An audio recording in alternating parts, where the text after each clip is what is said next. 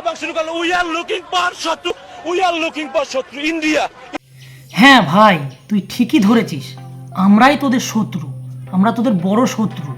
যুদ্ধ ঘোষণা করবো ইন্ডিয়ার বিরুদ্ধে, যুদ্ধ ঘোষণা করবো, কি কি কি যুদ্ধ ঘোষণা করবি?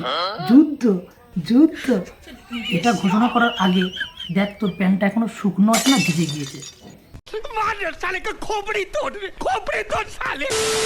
করতে চায় ভারত জীবনে কোনোদিন আমাদের সাথে স্থল যুদ্ধ করবে না। আর अभी तो रुको, क्लाइमैक्स अभी बाकी है। ক্ষুদ্র এক দেশ, নেই তার কিছু, তবু তোরা ভুল করে লাগিস ভারতেরই পিছু।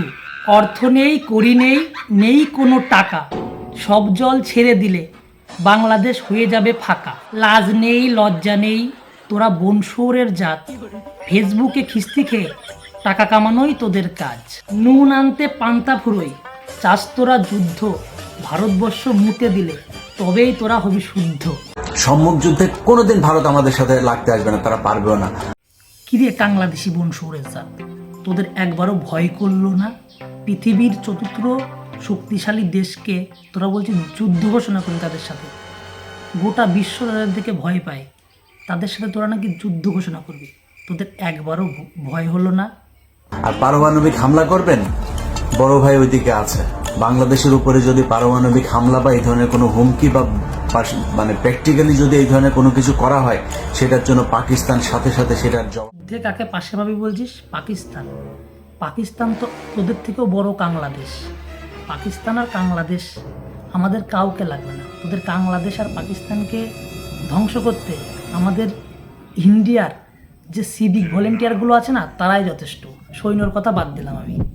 আর তোদের শুধু বাংলাদেশকে যদি ধ্বংস করতে হয়, আমাদের ওয়েস্ট বেঙ্গলের এই বাঙালিদের যে কটা সিভিক ভলেন্টিয়ার্স আছে, তারা যদি তাদের হাতে যদি অস্ত্র ধরিয়ে দেওয়া যায়, তোদের বাংলাদেশকে নিমেষের মধ্যে খতম করে দেবে।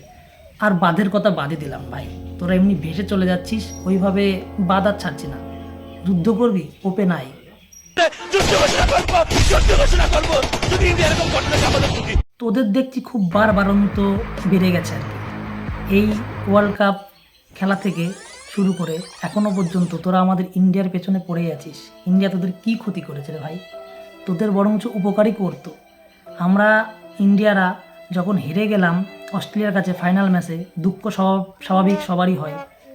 তোরা তো জীবন ওই জায়গায় পৌঁছাতে পারিসনি, তোরা কি বুঝবি? তোরা অস্ট্রেলিয়া তোদের বাবা বানালি, তার আগে অনেকগুলো বাবা বানিয়েছিলি, সে বাবাগুলো সবাইকে হারিয়ে দিল, একটা ম্যাচও হারিয়েনি ইন্ডিয়া। সেটার জন্য তোরা কি নাটকটাই না করলি? ইন্ডিয়া ভুয়া, ইন্ডিয়া জিতে গিয়েছে, হেরে গিয়েছে, আমরা কলা গাছকে সাপোর্ট করবো, তাও ইন্ডিয়াকে সাপোর্ট করবো না। মাদার বোর্ড, ইন্ডিয়া তোদের বাবা। তোরা পাকিস্তানের অধীনে ছিলি, ইন্ডিয়া ছিল বলে তোরা স্বাধীনতা পেয়েছিলি। আর কোথাকার অশিক্ষিতদের মতো কোথায় মুজিবরের মূর্তি ভেঙে শেখ হাসিনাকে মানে বদলি করে তোরা ভাবছিস আমরা দেশ আবার স্বাধীন করে ফেলেছি, আর আমাদের ইন্ডিয়াকে হুমকি দিচ্ছিস। তোদের সাহস কত বড় রে? এই শোনের চাপ, তোর সাহস কত বড়? তোদেরকে যত বলবো, যত খিস্তি দেবো, কিছুরই শেষ নেই। যত বলবো ততই আরও মনে হয় বলতে ইচ্ছা করবে, যত খিস্তি দেবো আরও খিস্তি দিতে ইচ্ছা করবে। তাই তোদেরকে বলে কোনো লাভ নেই, তোরা একটা কুত্তার জাতের থেকেও অধম, বুঝলি? তাই আর বেশি কিছু বললাম না।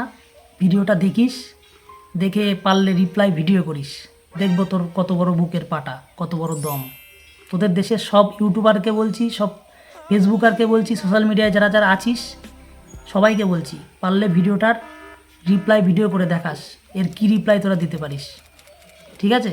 আর যে শায়েরিটা বানিয়েছি কেমন লেগেছে একটু জানাস আমাকে। টাটা।